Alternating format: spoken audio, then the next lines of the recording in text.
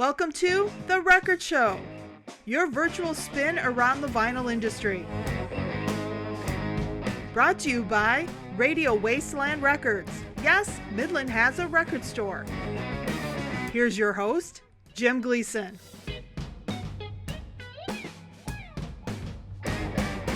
Greetings from the Wasteland and welcome to this edition of The Record Show. Well, Record Store Day drop number 1 is just under a month away. Are you ready for this yet? Well, Ken Norton is back with us and will be joining us shortly for a look at all of this week's new releases headed to an independent record store near you. But first, coming up on the June 12th drop for this Record Store Day is something that's not technically a piece of vinyl, but it is cool all the same. It is a DVD release of the documentary Vinylnation. And joining us now on The Record Show are the creators of that, Mr. Kevin Smokler and Christopher Boone. Guys, thank you very, very much for being here today and talking about this release. For those that have seen it, they'll understand how cool this is. And for those that haven't, we're recommending that they go out. First, tell me a little bit about this documentary, how it came to be, and why you guys chose this subject matter of vinyl lovers and record stores. This is Kevin. Chris and I are old college friends, and we had gotten back in touch when about 2018 or no, about 2016. I don't remember exactly what it was, but recently. And I was on book tour, writing books. This is my day job. And Chris was nice enough to book me a couple of events in Albuquerque, where he's based. I'm based in San Francisco. And I asked him what he had been up to, and he told me he was making some movies. And I saw his movies at his request, and I thought they were terrific. And I had this one idea floating around for a movie that was a nonfiction film, because I write nonfiction books and it's the only way I know how to tell a story. And the lingering curiosity I thought would be right for a documentary was, what do we have to say about the comeback of records? Now, when we started talking about this, Chris and I, it was already 2016, 2017. And Jim, as you know, as the owner of a record store, the conversation around that was 10 years old at that time. Yep. So isn't this interesting? Why is this happening? Like, that wasn't a story we were going to be able to make a 90-minute movie out of. And I was pretty clear about that with Chris at the beginning. And I said, so what do we got then if we were to make something? And he's like, I have no idea, but we could at least get on the phone and talk about it and see if anything emerges from us talking about it. And I said, all right, well, what's the harm in that? And so we started talking on the phone once a week on Friday. And in about 6 months, we thought we had the outline of a story that we actually structured like tracks on an album. We had like side A and side B. If it was up to us, the movie would flip over halfway in the middle. But that we couldn't do. And about 6 months in, Chris was like, listen, this is either going to be we're either going to be serious about this, or we've had a lot of fun talking about making a documentary about vinyl records for 6 months, and we should drop it. And I said, well, I think we're going somewhere. And he said, I think we are too. And Vinylnation really, it was really kind of a rocket to the moon at that point. Yes, we worked a lot of long hours, but I think Chris can testify that it also felt like we blinked and we were raising money. We blinked and we were filming. We blinked and we were in post-production. We blinked and it's like, oh, here it is. Like, it's done now. Hey, Chris, was that kind of the seeds to this that really brought it? But is there something deeper as far as the love of vinyl that you guys were bringing forth through this? Well, I think Kevin and I have both connected with records again. I mean, Kevin came to records sooner than I had. He can tell his story, but he got into vinyl records right at the low point, right around 2007, when everything hit rock bottom and nobody was into records, it seemed like. I didn't get back into vinyl records until about 2014 is when I think my wife and I got our turntable. So right in the middle of this whole resurgence. And so when Kevin asked me, are you interested in maybe pursuing a documentary about vinyl records? I was looking for a project at the time. I had never made a documentary. I'd always hoped to make a documentary, and I was interested in the subject matter. But again, we're really interested in me wasn't so much that I had gotten back into records, but is that my daughter, who's now 17, she had a turntable. She was buying her own records. And this is somebody who's of a generation that never owned music in a physical format, so she's known iTunes and Spotify, and now is collecting records. And so that was fascinating to me. I wanted to know more about her generation and, why are they getting into it? Why am I all of a sudden drawn back into this? Like, okay, this is spanning a lot of different groups. And that is really where kind of our conversation started. And then from there, really snowballed, looking at just all different people, races, genders, creeds all over the country. Why are we all getting back into records, and why has it lasted at that point in time, 11, 12 years? And now, we're hitting about decade and a half at this point in time. So those are all the things that were interesting to me at first, and we could kind of dive into it once we got into our research phase. Now, watching the movie, I was tremendously impressed by just the human connection that you guys brought to the vinyl records, people and their vinyl. They were one, they loved it, and they really were able to explain why. How did you manage to pull that off, to really get that type of involvement with the subject matter and the individuals that were presenting it? It wasn't clear that human connection was what we wanted the movie to be about at first. But also we structured the interviews with everybody. So we were mostly like, listen, we're going to be talking to ordinary people. We had kind of a no famous people rule for this movie. We don't have anything against famous people, but we also knew that given our time and our budget constraints, we weren't going to be able to, change our shooting schedule at the last minute if a famous person got called away to do something else. So we were only talking to ordinary people. And so we wanted to approach our conversations with them on a very sort of plain spoken human level. Why are records important to you? How do they live in your home? How do you share them with friends and family? I think even though Chris and I never said it out loud to each other, we both knew that a renaissance of the size and shape of vinyl the second time around, and one that was big enough for us to make a movie about, was not a bunch of audiophiles or, like the vinyl equivalent of fine wine collectors suddenly having a louder voice in the public presence of records. It was ordinary people. And so that was what we were interested in. And it turned out by doing that, by mostly speaking to ordinary people about their record collections, the theme of the movie emerged as how vinyl is a representation of our human connection to music and to each other. I would also jump in and say that we had a conversation early on between the two of us. And then when we brought in our cinematographer, Sherry Kalk, what we said to her was like, listen, we need you to bring your expertise to the table here, the visual expertise. But the one thing that we want to do is we're gonna have a ton of talking heads in this film. And that is going to just drive people up a wall if that's all it is. And so we very specifically want to frame our subjects in a manner that if you look at the wide shots, it would tell a story about who they were in relationship to their vinyl record collection. As most people are interviewed in their homes or in their places of work, which are record stores or record labels. But that wide shot needs to tell a story. If you were to hit pause, like you could gather something about that individual. And then beyond that, when we would finish shooting an interview, we'd always shoot B-roll. And we just said to Sherry, like, we cannot have enough shots of people putting records on turntables, dropping the needle, flipping through their records, like shopping for records, pulling them out of the sleeves. Like, when we're in the record pressing plants, it's like, go crazy, Sherry. Like, just everything you can get your camera into, like we want you to do that. And then the Austin Record Convention, Sherry and Kevin were just like all over that place. Kevin's pushing Sherry on a makeshift dolly. Kevin's like, can we shoot some slow-mo? Just, but really having fun with it, because if we're going to have all these interviews, like we just visually need to keep this thing going.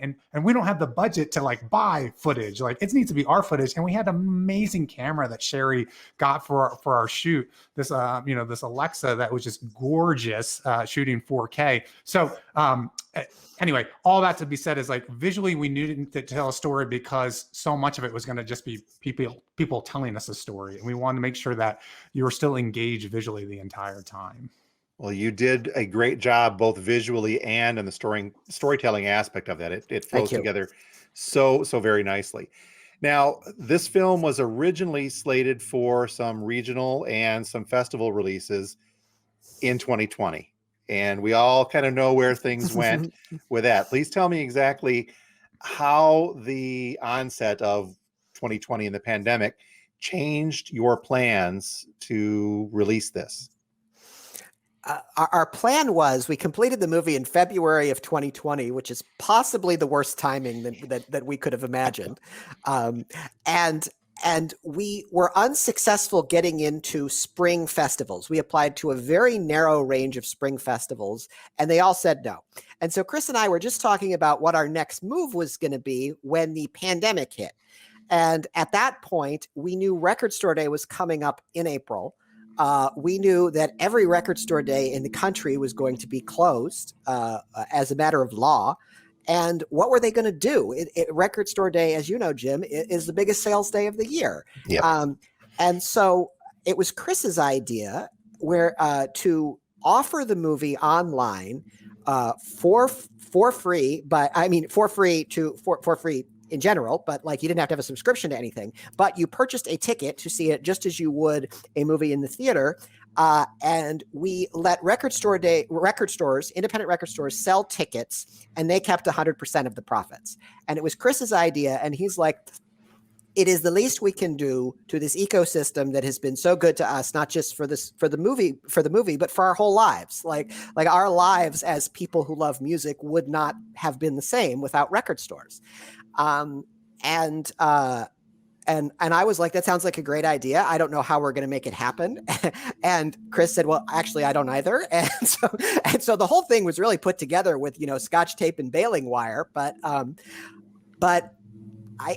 it was an incredibly moving, auspicious, special beginning of life for vinylnation as a movie, and not just a project that Chris and I were doing.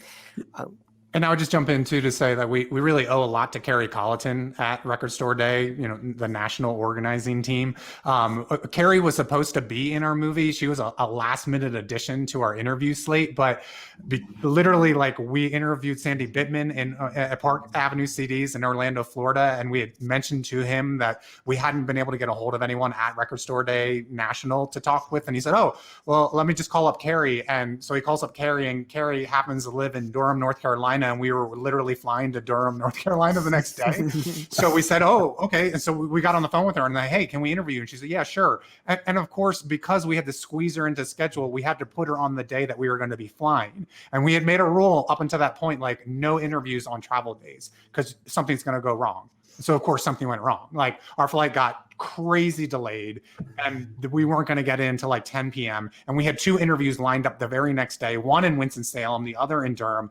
There was no way to get Carrie lined up again. And then we had to leave to fly to Austin the very next day. So it just wasn't going to happen. So we apologized to Carrie for that. She understood, but at least we had made that initial connection. So when this crazy idea came up, Carrie was our first call and said, hey, we can't do this unless the Record Store Day gets on board and then helps us reach out to all the record stores that participate. And what do you think? And she said, if basically in 48 hours, if you can tell me how you're going to do it, what is the system going to be? How are record stores going to be able to sell tickets? How are you going to track it? How are you going to make sure it actually works? I'm on board. And I was like, okay. And I think in about 24 hours, we're like, this is what we're going to do. And she's like, all right, here we go. I'll send out a mass email. And we were off to the races. And it was crazy, how quickly record stores started signing up and just how fast we were selling tickets. And we only sold tickets for 2 weeks. But when we were getting to the end, we sold, the record store sold almost 37,000 tickets. And those last few days, it was every day we were selling 1,000 tickets. And more than anything, Kevin and I are like, if we made this movie and then when this pandemic's over, the record stores aren't there anymore, that's horrible. So this was the least we could do. Well, speaking from the record store side of it, I remember we were in the closure here in Michigan when that hit. And then we get the email coming through you guys, but through the Record Store Day folks as well. And it was just like, wow, this is actually really kind of a cool thing to do and to offer. To put it on what would have been traditionally Record Store Day was really kind of a stroke of genius at that point as well, because so many of our customers, and I think record store customers around the country and world, view that day as a holiday. It's a day of celebration. And with nothing to celebrate because of what was happening, your film gave us a reason to celebrate. And on the other side of this, speaking as a record store owner, I cannot thank you guys enough for what you did and how you did that to help not only us, but other stores through that as well. And I think even proportionally, because of the number of customers, the smaller stores could sign up and the bigger stores could sign up as well. It was really special for us.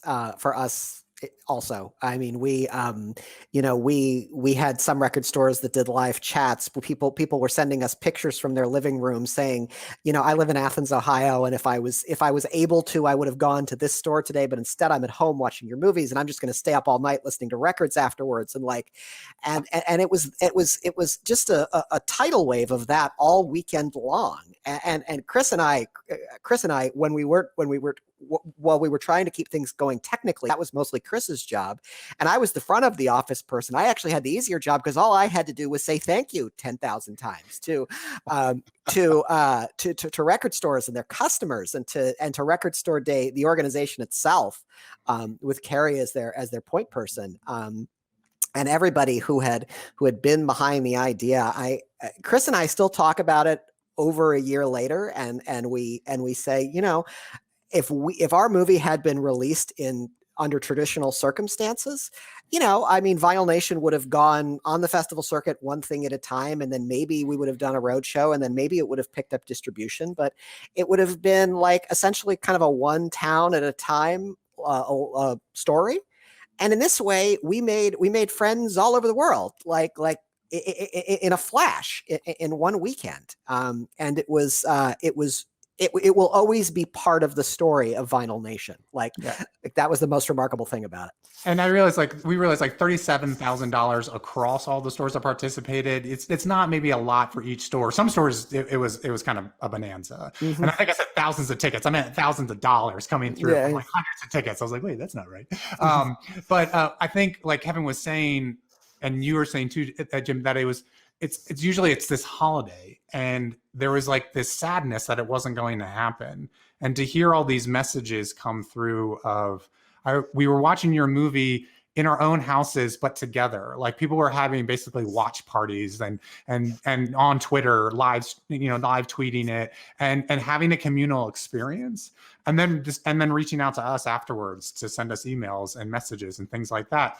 And so it couldn't replicate the day, but it gave people like a little bit of it, like that little bit of a taste, and you could see people gathering again and doing what you wanted to do. And it was so early in the pandemic. We were a month into the pandemic, and it was really a big question mark, like how long is this going to be, and what's it going to be like beyond? And so just that like little glimmer, it was nice to hear how it brought joy into people's lives, and it connected people, like Kevin was saying, in a way that we'd always hoped the film would. I mean, it was bigger than any festival premiere we ever would have had. So it was really special for us. And like I said, it was hopefully did a little bit for record stores who participated. And then, like I said, more than anything, we just made a lot of friends that day.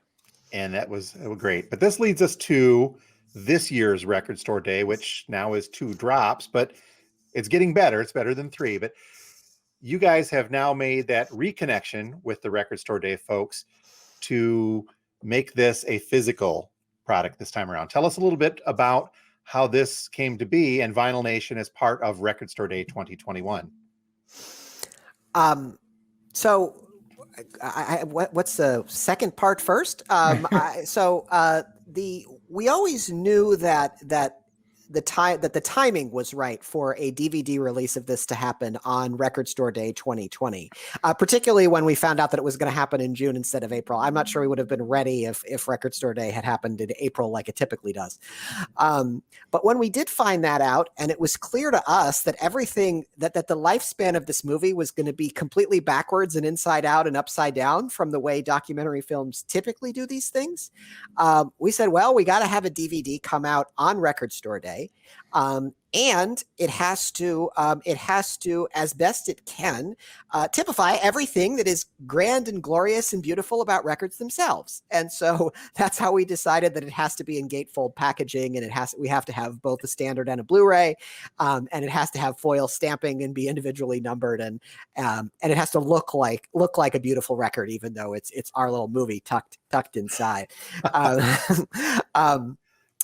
But I think Chris could speak to this too. Like, it is because because we are slowly returning to normal, but our movie began its life during the very opposite of normal.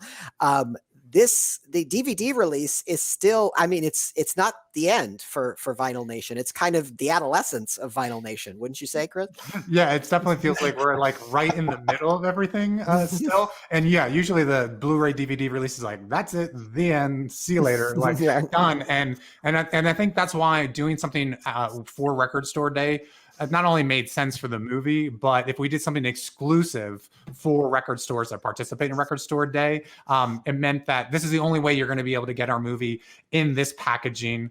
No one's been able to own the movie in any way, shape, or form before this. We've had no digital downloads, even though we've had these streaming opportunities. You couldn't own it before. And we know that people who buy records want to own their media on physical formats still. So while maybe Blu-rays and DVDs are not very popular anymore, we understand that there's the Venn diagram of record collectors and people who collect Blu-ray and DVD has a nice overlap there. So, and honestly, this is people won't have been able to see the movie in this quality, even if they streamed it in high definition. And they're going to get 5.1 surround sound if they really want to listen to it that way, you know? So we're excited about that. And then Ingram Entertainment is actually who approached us way back at that original Record Store Day release we did.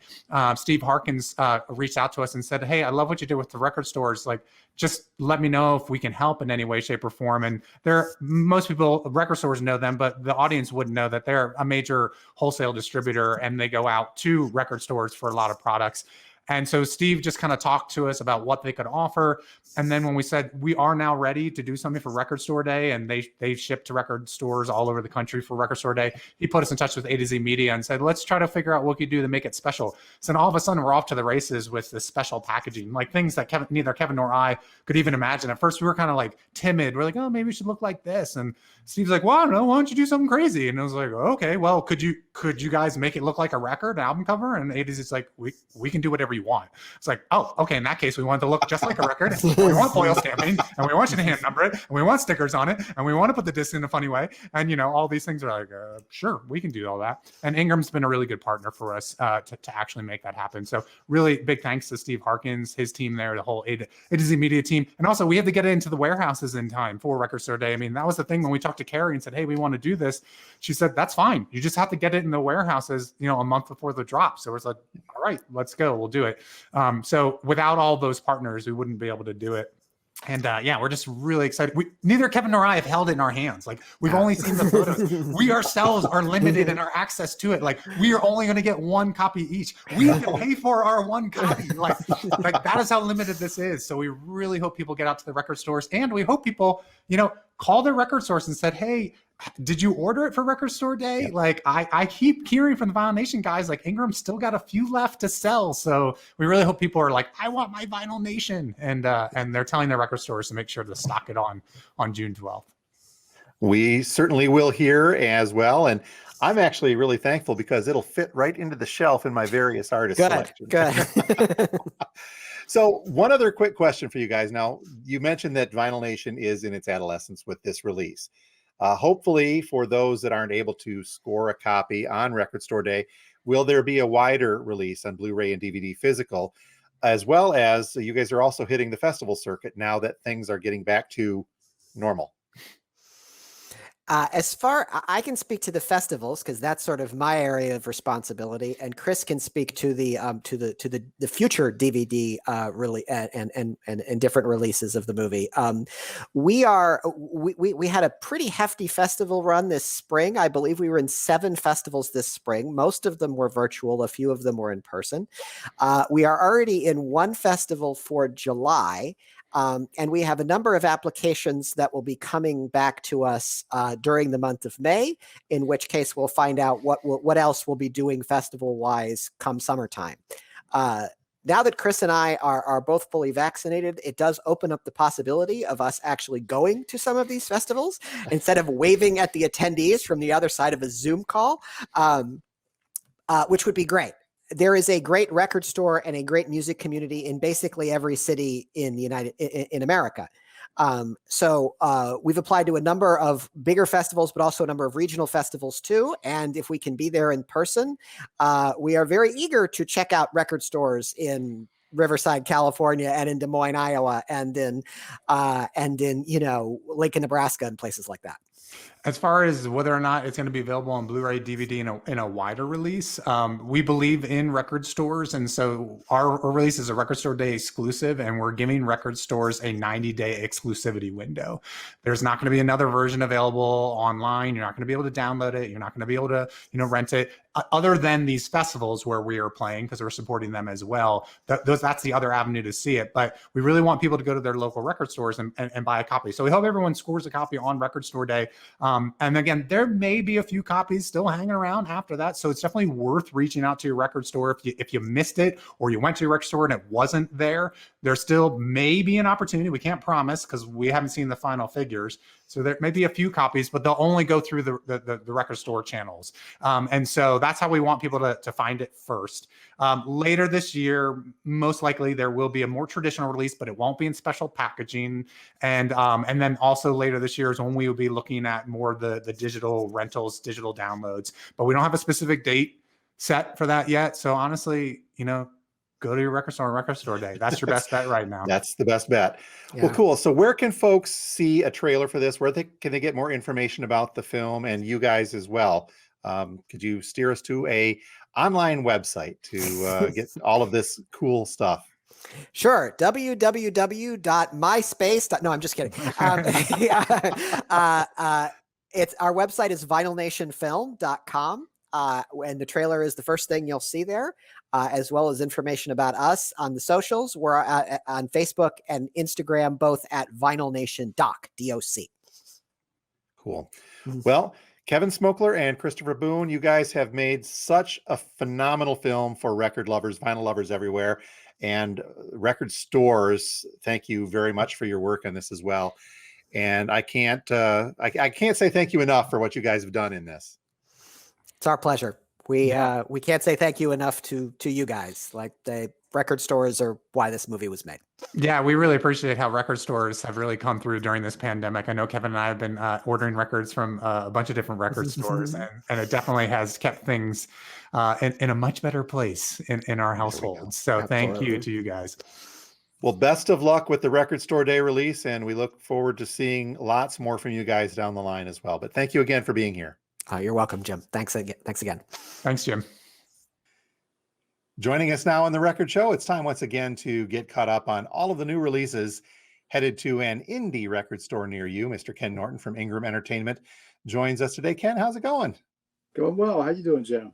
Doing well as well. Thank you, sir. It's a busy week as we get closer and closer to Record Store Day. It doesn't seem to be letting up, does it? It does not. It used to be that record releases, when you get to the late to spring, early summer, would slow up a lot. It hasn't happened this year. I guess they're spacing things out anyway because of production issues on the vinyl side. Which is a whole nother story we could talk about down the line someday, I would think. But so what do we have to look forward to this week? It's a good week. So let's start out with something that's not a record, but something familiar to your viewers, and that's the DVD release of the Mark Farner From Chile with Love.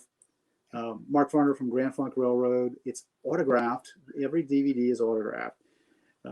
It's from this point. So all the ones at the Wasteland will be autographed this week. Terrific live concert. He still has it. He still sounds fantastic, both as a vocalist and a guitarist. And there's definitely people waiting for this sort of piece of classic rock, again, recorded live right before the pandemic. And I'll tell you what, a little bit of shameless self-promotion to go along with this. A couple of weeks ago, I had a chance to talk with Mark Farner, and we will air that interview next week right here on the Record Show. So looking forward to getting that put together. That's because the DVD got delayed by a couple of weeks, speaking of the pandemic. Well, that's terrific. You'll really enjoy that. Folks will really be interested. He's still sharp as a tack. So what else do we have? What else do we have on the plate? Okay, you got a brand new Counting Crows. It's an EP. It's called the Butter Miracle Suite, and it's a like 4 or 5 song suite of songs all kind of joined together on one side of the LP, and on the other side is a performance of a song that wasn't released called August and Everything After, which was that was the name of an album, but back then that song didn't make the album, and it's a version of that song with a symphony. So that's pretty interesting. It's been a while for new music from those guys. I heard a little bit of it, and Adam still sounds good. Still can totally sing. Next up, you got John Hyatt with the Jerry Douglas Band. A lot of people, of course, are familiar with both of those. John Hyatt, a longtime singer-songwriter, just illustrious career, and he still sounds fantastic. And this time, teaming up with Jerry Douglas, who's the premier dobro player in the world, typically associated with bluegrass, but he's done a lot of other things too. And this record has a sort of blues and bluegrass meld that's pretty damn great. I did take a small preview online of that, and I think it's just a phenomenal sounding record, and I'm looking forward to hearing that one on vinyl. Yeah, same here. I was really impressed with what I heard, 2 or 3 songs so far. My Bloody Valentine, MBV, their MBV record re-released. It's been not available at all for years. A lot of their stuff is not available. This one is now. They purchased the licensing and put it out. I'm gonna, let's see, I'll probably butcher this name. I don't speak Spanish, but Vale Morcos is an artist that Mr. Bongo had decided that his 80s record should see the light of day again. I saw that, and that's a little intriguing. And there's a couple of different variations, I believe, as well. You're getting it on mint green vinyl. Okay. That's a very interesting looking record. Very 80s looking. Very 80s looking. The music. They'll okay. One of those surprises. Mr. Bongo is involved. It should be interesting. Gary Newman. I believe this is a new record. It's called Intruder. It is, and he looks like a little bit of a cross between Trent Reznor and, I mean, his new look. Gary Newman is no longer that clean-cut, skinny-tied. Yeah, a little bit of that, a little bit of Alice Cooper theatrical thing going on. So that is coming this week, and that is going to be on red vinyl. For indie stores, we'll have a red vinyl version of that. Also on colored vinyl, added up 1981 to 1993, the Violet Films Best Of. That's on aqua colored vinyl, 2 LPs, and that's coming out this week. Their best of, essentially. All the big numbers, Violet Films, kind of timeless. I keep just being amazed at hearing, from where they started to hearing them at, music, walk-up music at ball games, stuff like that. Yes, exactly. But well, heck, there we go. Also one of the great 80s bands with xylophone solos. Yeah, right. You don't get that a whole lot. No. It's fresh when you do. Gosh, and I think that kind of covers the big ones this release week. All right, Ken. Well, thank you very, very much for being here, and we will look forward to talking with you again next week. My pleasure. Right round, baby, right round, like a record, baby, round, round, round, round, round. You spin me right round, baby, right round, like a record, baby, round, round, round, round, round. Thanks for watching The Record Show. If you haven't done so yet, please make sure to subscribe to the Radio Wasteland Records YouTube channel. And be sure to hit that notifications bell so you'll be alerted every time we upload new content.